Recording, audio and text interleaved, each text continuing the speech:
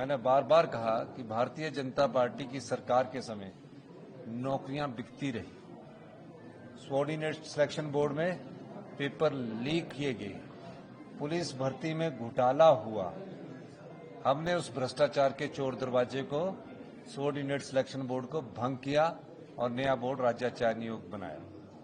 उससे पहले भर्तियां कैसे हुई?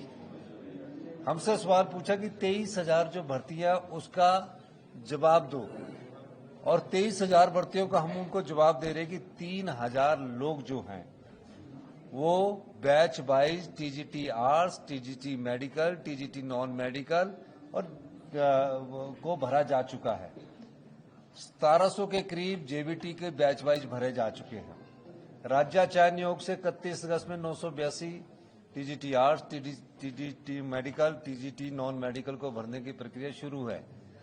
600 जेबीटी के भरने की प्रक्रिया शुरू है और 5,000 पंप ऑपरेटर लग चुके हैं। 2,061 वन मित्र लग चुके हैं। 1407 के या 1807 के करीब जीओआईटी लग चुके हैं। तो उनको आंकड़ा बोल रहा था और बार बार मैं कह रहा था पेन देके लिखो, लेकिन उनकी मंशा नहीं थी, वो बात सुनना नहीं चाहते थे।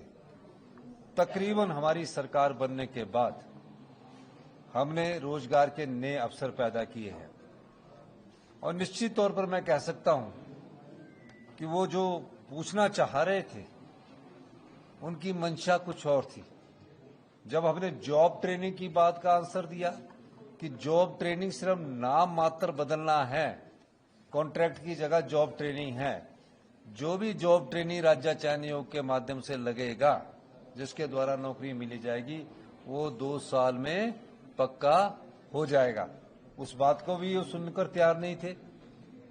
इसके अलावा जितने भी रोजगार के अवसर वो हमारे घोषणा पत्र पर चले जा रहे थे, क्योंकि उनको वॉकआउट करके ये दिखाना था कि हम युवाओं के सच्चे साथी है, हम युवाओं के साथ खड़े हैं। लेकिन विडंबना देखिए, ये कहीं भी युवाओं के साथ खड़े नहीं है।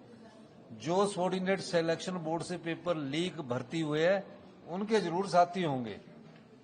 मैंने जब कहा कि मोदी जी ने भी 2 करोड़ नौकरियां देने की बात की थी, हमने तो रोजगार देने की बात की है, सरकारी क्षेत्र में भी और निजी क्षेत्र में भी रोजगार देने की बात की है।